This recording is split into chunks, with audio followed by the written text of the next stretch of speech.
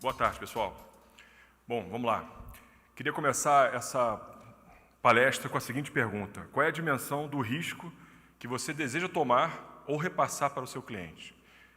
Com certeza, o que vocês estão imaginando, o que vocês projetam é risco zero.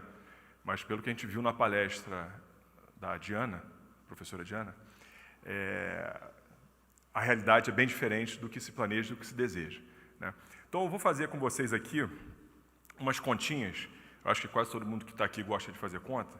Umas continhas bem simples para a gente simular um caso e eu chegar a um número de qual seria o grau de confiabilidade que o sprinkler, certificado de preferência, né, tem que ter. Então, vamos lá. Vou imaginar uma situação de um prédio padrão com mais ou menos 800 sprinklers, K5.6. Poderia ser qualquer um, tá? Então, eu vou dar aqui alguns parâmetros para a gente usar para esse cálculo, para a gente chegar ao grau de confiabilidade mínimo.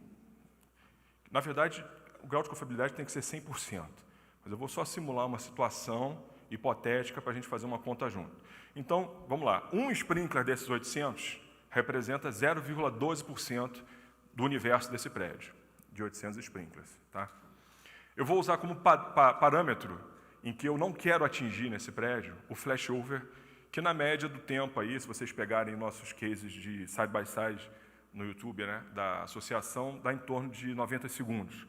É que acontece o momento do flashover. Então, eu vou usar como um parâmetro de risco aqui, evitar o flashover, tá ok? E vou fazer duas simulações rápidas, uma com o sprinkler resposta padrão, que ele atua em até 30 segundos, né, pode atuar um pouco antes, e resposta rápida, que atua em até 15 segundos.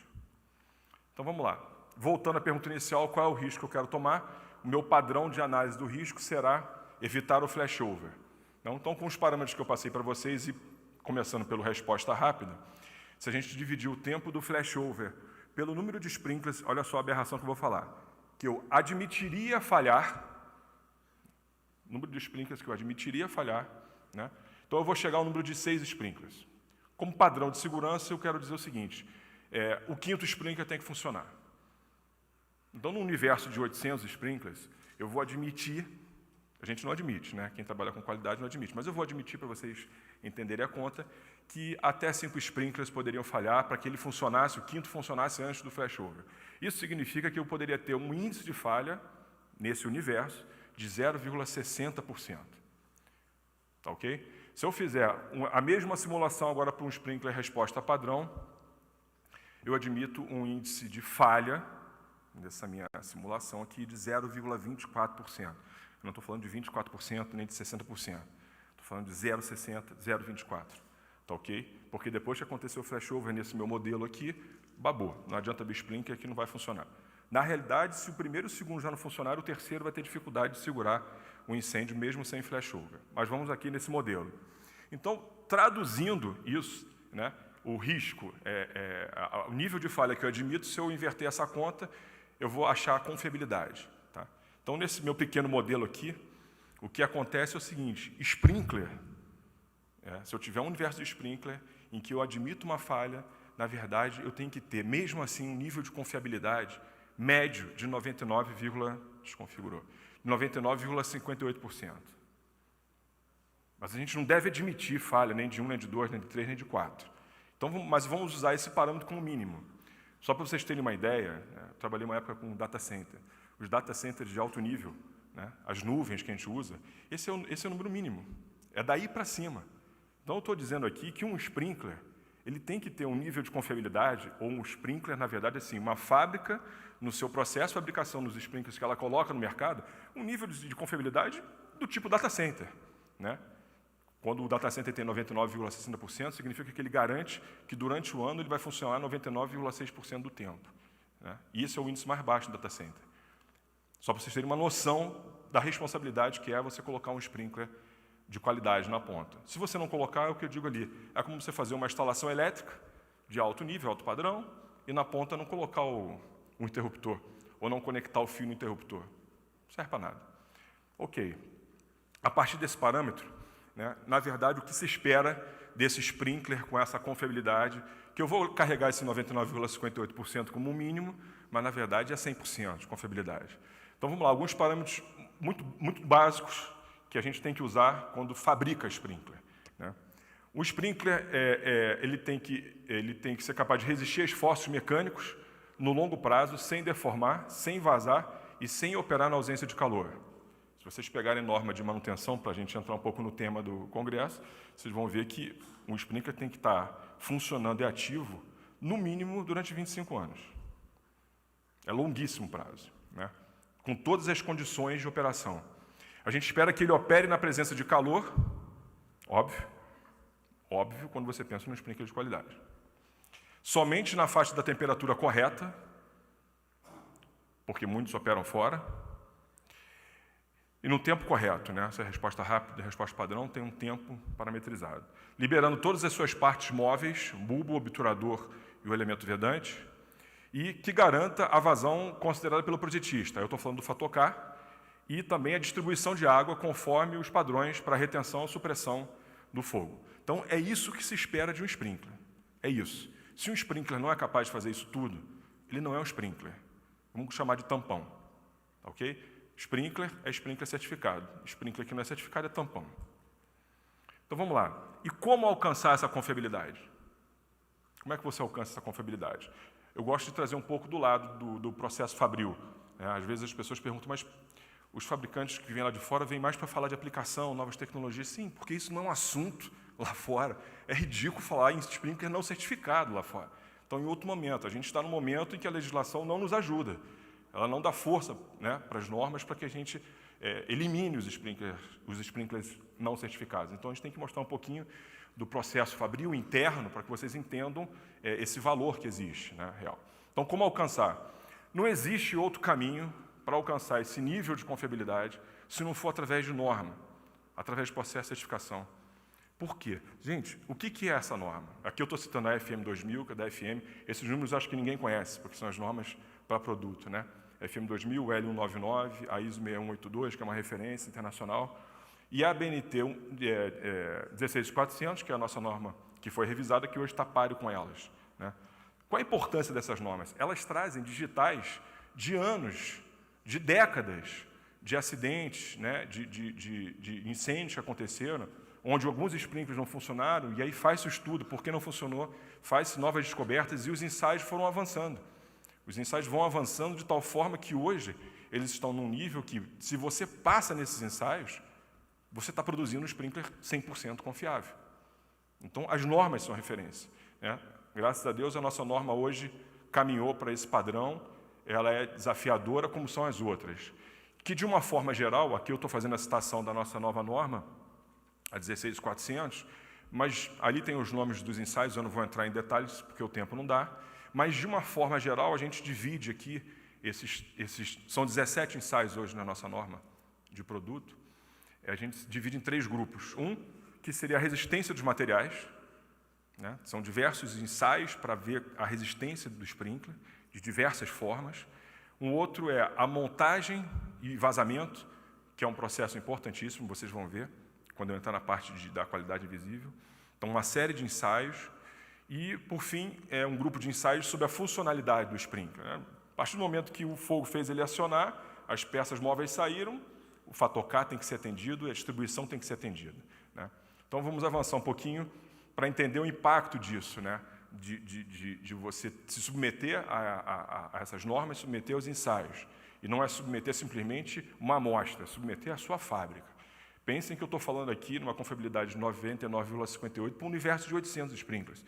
Uma fábrica não fabrica 800 sprinklers, fabrica centenas, dezenas, milhões. Então, faço essa mesma conta para o universo de produção, vocês vão ver que uma fábrica tem que entregar sprinklers 100% confiáveis, né? Um exemplo que a gente extraiu, esse é um estudo nosso na SCOP, a gente fez um levantamento na ocasião do trabalho que a gente escreveu no ISB, e a gente descobriu que nós precisamos de 150 processos para fabricar um sprinkler, pegando todos os processos dentro da empresa. 20% deles é o processo fabril. O resto é o que está ali, ó. Processo de controle de qualidade sobre o produto, sobre o processo fabril, sobre a manutenção, né? Controle de qualidade no processo fabril não é o processo fabril, né? Sobre ferramentas, insumos, equipamentos, instrumentos de medição. Então, 80% dos processos são processos de controle para garantir a qualidade, né? Imagine que a fábrica que não faz isso, né, que não está preocupado com esses ensaios e esses processos, faça 20% mais alguma coisa sem preocupação em atender aos 17 ensaios, por exemplo, da norma brasileira, ou 20 e poucos, por exemplo, que tem na FM, na UL. Bom, vou deixando ali do lado direito aquela imagem de qual é o objetivo que se espera de um sprinkler, porque ele resume bem o que se espera de um sprinkler, e vou mostrar para vocês aqui que essa tal qualidade que a gente fala do sprinkler é invisível para a maioria de vocês, se não para todos. Eu excluiria aqui o pessoal que trabalha com certificação e os fabricantes, né? Então, eu pego aqui um desenho, uma imagem do sprinkler e quero mostrar para vocês o seguinte, analisando liga metálica, usina design e fechamento. Ali eu botei umas setas para as partes em que a liga metálica é importante, o design e o fechamento, né? 2 ensaios normativos analisam a questão relacionada a design e usinagem, né? Que são o fator K e distribuição. São só 2, mas são os 2 talvez os mais importantes, né? É com base nesses 2 ensaios que você define o design do seu sprinkler. Então, vai desenvolver um sprinkler, você vai começar estudando esses 2 ensaios para definir, aí depois você começa com todos os outros processos. Não adianta começar fazendo outros ensaios, porque o seu design é em função desses 2, só desses 2 ensaios, mas são 2 ensaios importantíssimos, que definem o fator K e o perfil de distribuição desse sprinkler. Sobre a liga metálica, a análise da liga metálica, existem 6, dentro desse universo aí, num processo que você se expõe à auditoria, é ensaiado 6 vezes. O material do sprinkler é ensaiado de 6 formas diferentes, para que você garanta aquilo lá, que resista a esforços no longo prazo, 25 anos, 30 anos, seja quanto for, né? Agora, reparem, vocês, que a liga metálica, eu diria que ela é uma qualidade quase invisível. Hoje, muitos de vocês sabem que os sprinklers não certificados, muitos usam Zamac, né? Então, é fácil você raspar, numa fiscalização, raspar um sprinkler e descobrir que ele não é de latão, por exemplo, né? Mas, se ele for de latão, você não sabe qual é a liga. Então, faz parte da qualidade visível. O design. Quem aqui é capaz de pegar um sprinkler na mão e dizer, não, esse design realmente atende a norma FM 2000 ou a 16400? Nem a gente, nem um fabricante é capaz. O fabricante é capaz de falar do seu produto, não é capaz de falar de outro. Então, o design e a qualidade da usinagem é uma qualidade oculta, é uma qualidade invisível aos nossos olhos, tá? Agora, pasmem vocês, o processo de fechamento, ele passa por 14 avaliações. Na norma brasileira, que tem 17 ensaios, ele passa por 14 avaliações. Isso é surpreendente, porque quando você olha para um sprinkler, o bulbo é importante, tal, mas o processo de fechamento não é o bulbo, é a interação entre as partes, que é o parafuso, o bulbo, o obturador, que é uma pecinha que tem móvel, e o elemento vedante e a mesa, que a gente chama, que é a parte do sobressalto do corpo do sprinkler em que você apoia. Toda essa parte é um processo de fechamento, passa por 14 vezes nos ensaios das normas de referência, né? E é principalmente sobre ele que eu quero chamar a atenção. É principalmente sobre esse ponto que eu quero chamar a atenção. Porque essa é uma qualidade invisível, porque não é simplesmente você olhar, saber se o bulbo é de marca tal, se o parafuso é de marca tal, né, se o elemento vedante é bom ou não é, né? É uma relação, claro, essas peças têm que ser de qualidade, mas é uma relação entre essas peças, e mais do que isso, vejam nesse desenho esquemático, existe uma relação de forças, ação e reação. Imaginem que quando vocês apertam um parafuso, nesse processo de montar um sprinkler, você está comprimindo esse sistema do bulbo e você está expandindo o corpo, né? Existem ensaios para isso, para testar isso, para medir isso, né? Então, é um processo de força. É a qualidade invisível que eu estou dizendo aqui, gente, é um torque e é uma força de equilíbrio. Você pode até olhar o design, você pode até olhar um O-ring, você pode até olhar um bulbo e falar que ele é de qualidade, mas ninguém é capaz de saber qual é a força de equilíbrio. E essa força de equilíbrio, que é um ponto exato para cada modelo, é que vai definir se você passa nos 14 ensaios ou não. Ali do lado eu risquei os 3 ensaios que não consideram a força de equilíbrio. Todos os outros ensaios que sobraram testam essa força de equilíbrio, esse fechamento, né? ali desconfigurou um pouquinho, eu coloquei ali, no nosso caso, que o torque para fechar um sprinkler, o torque é aquela força que a gente faz quando, a maioria acho que sabe, né? Quando você aperta uma chave de fenda. O torque que a gente usa, ele varia modelo a modelo, de 0,2 Nm a 0,5. É um torque muito baixo. Só que essa variação de torque gera uma variação de força de equilíbrio, que é essa força que está ali no desenho, né, vertical, entre 550 N e 650 N. Para quem se esqueceu, isso equivale a uma pessoa de 55 kg a 65 kg. Então, são torques baixos, que geram forças enormes, que têm que se sustentar durante 25 anos, juntando aí os pontos. Tá, ok? Então, se você colocar um pouco menos de força, naturalmente vocês vão chegar à conclusão que vai vazar. Se vai vazar, já não passa em vários ensaios, né? Então, pensem agora em quem está fabricando e não está preocupado em ser aprovado em 17, 20 ensaios. Qual é o pensamento comum? Bom, então eu vou apertar para que não vaze. Pelo menos ninguém vai identificar essa falta de qualidade, porque não vai vazar, né? Então, quando a gente quer que o negócio não vaze, a gente aperta mais. Só que na hora que a gente aperta demais, acontece um dos problemas mais sérios nesse mundo que a gente vive aqui de sprinklers, no mundo de fabricação de sprinklers, que é o strutting. O que é isso? Você gera uma microfissura incompleta. Essa microfissura é capaz de não ser identificada em ensaios específicos que existem para isso, no momento que você monta o sprinkler, né? Naturalmente, quem não está preocupado com o ensaio não vai nem fazer o ensaio para testar se teve a microfissura, né? Mas é uma microfissura, é uma microfissura, porque a microfissura, no ensaio você detecta. É uma microfissura que ela se desenvolve com o tempo. E ela se desenvolve aonde? Quando você estoca o sprinkler ou quando ele vai ser instalado. Então, aqui foi citado, eu não lembro, acho que a Diana mesmo citou, quem tem experiência de fazer fiscalização deve encontrar sprinklers com o bulbo vazio. Isso é strutting. Essa microfissura, o líquido sai pela fissura e o vidro fica lá. E o vidro não derrete fácil, né? Quando ele quebra por uma força radial do líquido que está lá dentro. Isso aqui é um problema que eu chamo de uma falta de qualidade visível. O Zamac, que vocês conhecem aí como uma coisa ruim, vagabunda, é uma falta de qualidade visível. O strutting, que é um problema seríssimo e que tende a acontecer, é uma falta de qualidade incrível e invisível, que vai acontecer muito tempo depois, ninguém vai nem saber. Por que, quando, onde? Eu estou contando para vocês. Por que acontece, né? Então, é importantíssimo, é uma gama de qualidades invisíveis e uma gama de falta de qualidades invisíveis. Bom, eu dividi aqui em três, fazendo um resumo assim, sobre a qualidade invisível, em 3 visões, né? Que uma é relacionada ao design. Então, o design é uma qualidade invisível e está relacionado ao projeto, né? No desenvolvimento de um sprinkler, você vai definir o design no primeiro momento e vai ser com base nos ensaios de distribuição e fator K, né? Num segundo momento, quando você vai fazer a sua produção, vai produzir, você tem que ter um autocontrole da sua usinagem. Porque naquele processo que eu expliquei de montagem, né, você tem uma peça que é usinada pela fábrica e tem o corpo do sprinkler, que tem esse ressalto, que vai receber o elemento vedante, né? Se tiver falha de usinagem nesse ressalto, com algum tipo de rugosidade fora de um parâmetro de qualidade que a produção tem que ter, o elemento vedante não se encaixa direito. Se você colocar o seu torque padrão para a força que você precisa e for testar vazamento, vai vazar.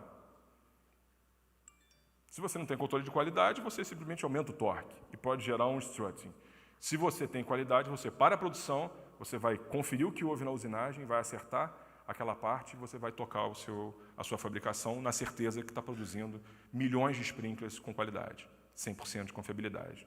Então, essas qualidades, elas só vão surgir se você realmente tiver controle do processo de fabricação e se expor aos ensaios, né? Se expor não a um funcionário seu, a uma terceira parte. É aí que entra FM, é aí que entra o L, é aí que entra BNT, VDS, LPCB, né? Só fechando isso dessa forma é que você garante, tendo uma auditoria externa, né, submetendo o seu processo de fabricação.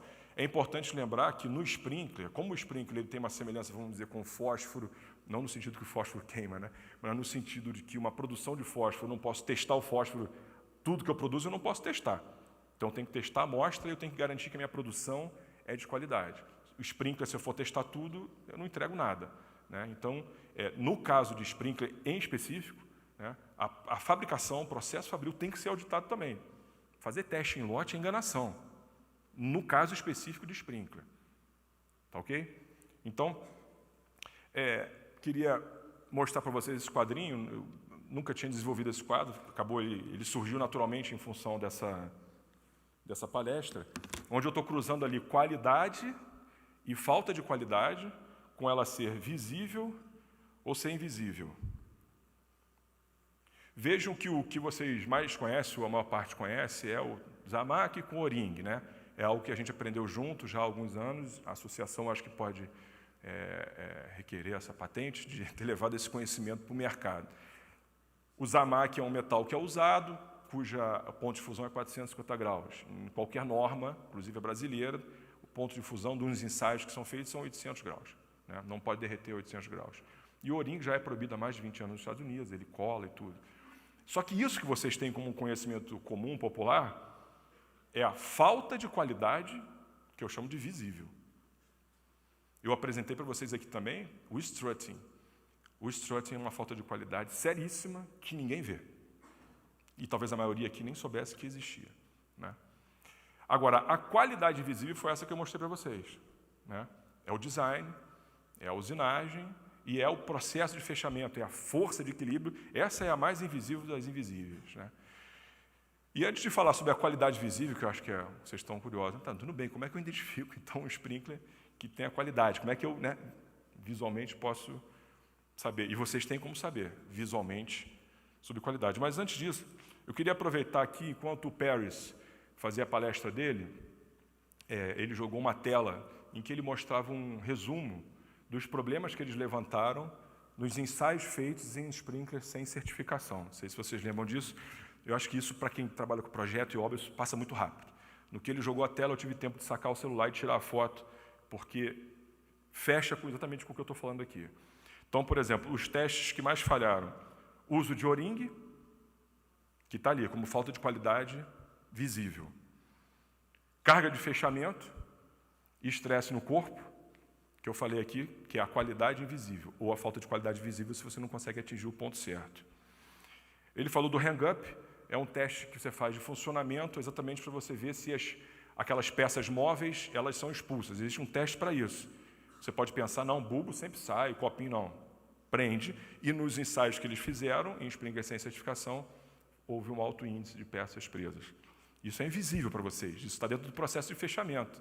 O sprinkler fechado, vocês não têm a menor noção se as peças vão sair ou não vão. Vocês supõem que vão sair, né? Uso e abuso. São vários ensaios que dão muita cacetada no sprinkler, forçam muito o sprinkler, que é na parte de material, na parte da liga, né? Distribuição, vários falharam na distribuição, que é o design do produto, também é uma qualidade invisível, a olho nu. Aí ele falou do teste de corrosão e o creep fire. Creep fire, na verdade, é quando eles colocam o fogo para valer e aquele sprinkler que está sendo testado tem que apagar o fogo, né? Então, esses sprinklers também não passaram. Então, vejam que todos esses itens avaliados pela FM sobre os sprinklers não certificados estão aqui nesse quadro, onde eu estou classificando qualidade, falta de qualidade, visível e invisível. Mas a coisa é muito mais simples, né? Não se assustem. Vocês só precisam atestar a qualidade olhando essas marcas. Se essas marcas estiverem aqui, vocês viram isso no próprio vídeo produzido pela IFSA, se essas marcas estiverem aqui, e essas marcas são visíveis, essas marcas são conhecidas, vocês não precisam se preocupar com o resto. Então, vocês podem, sim, atestar a qualidade através dessas marcas, dessas certificadoras e dos fabricantes, todos os fabricantes que usam isso. Mais uma vez, a gente cai na questão de certificação. Só quis dar um voo dentro da questão de ensaio, dentro de uma fábrica. Esse tempo aqui é o quê? Já passei o tempo. Dentro de uma fábrica, para vocês entenderem o valor da certificação e quanto que quem não é do mercado, quem não é fabricante, né, na verdade, não sabe sobre qualidade. Olha quanta qualidade e falta de qualidade tem aqui, né? Eu considero que hoje no Brasil é uma irresponsabilidade e uma falta de ética, né, usar a falta de conhecimento do cliente pegar um risco que não é seu, porque você instala uma porcaria e vai embora. Então, você pega um risco e joga para cima do cliente que desconhece o assunto, né? E quem vende hoje tem total conhecimento. Às vezes finge que não, dá uma de ignorante, mas isso não pode, né? E a associação já vem fazendo esse trabalho junto com a IFSA. Então, está aí. É muito fácil reconhecer sprinkler de qualidade. Olha para as marcas de certificação que estão todas aí, e tem muitos aqui. Obrigado.